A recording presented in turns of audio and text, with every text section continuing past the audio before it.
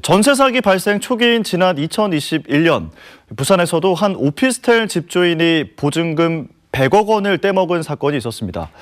피해자 90여 명은 사건 발생 2년이 넘는 시간 동안 어떠한 구제도 받지 못했는데요. 최근 법원이 중개인에게도 전세 사기 책임을 물으면서 보증금의 일부를 보상하라는 판결을 내렸습니다. 김윤아 기자의 보도입니다. 지난 2021년 부산 진구 한 오피스텔에서 100억 원대 전세 사기 사건이 벌어졌습니다. 피해자만 90여 명. 계약 당시 이 오피스텔에는 근저당만 건물 가격의 80%가 넘는 88억 원이 잡혀 있었습니다. 5층부터 7층까지 21억 원, 나머지 층에 67억 원이 나누어져 설정된 상태였습니다. 하지만 공인중개사들은 이 사실을 임차인들에게 정확히 알리지 않았습니다. 특히 5, 6, 7층을 계약한 임차인들에게는 근저당 액수를 21억 원으로 낮춰 알리기도 했습니다.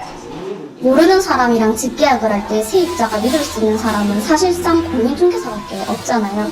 중개사들은 건물 전체의 근저당권, 공동담보 목록, 경매 기록 등 세입자들이 알아야 되는 모든 사실에 대해 고지하는 것을 의무화해야 하고, 믿었던 중개인들한테 정확한 정보를 받지 못해 결국 피해자가 된 임차인들은 분통을 터뜨립니다.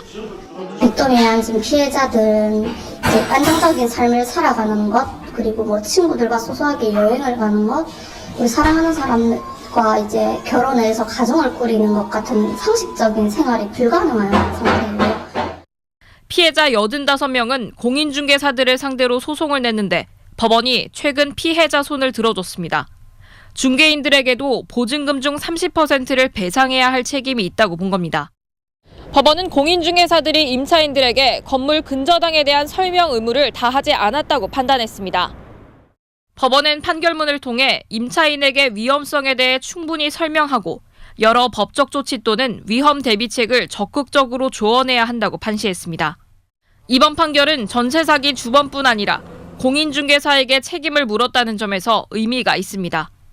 부동산에 관한 전문가인 공인중개사는 단순히 등기부에 기재된 근저당권의 존재에 대해서만 알려주는 것으로 설명 의무를 다하는 것이 아니라 보수적인 관점에서 임차인들이 전세금 회수할 수 있을지 여부에 대해서까지 확인을 해야 된다는 것입니다.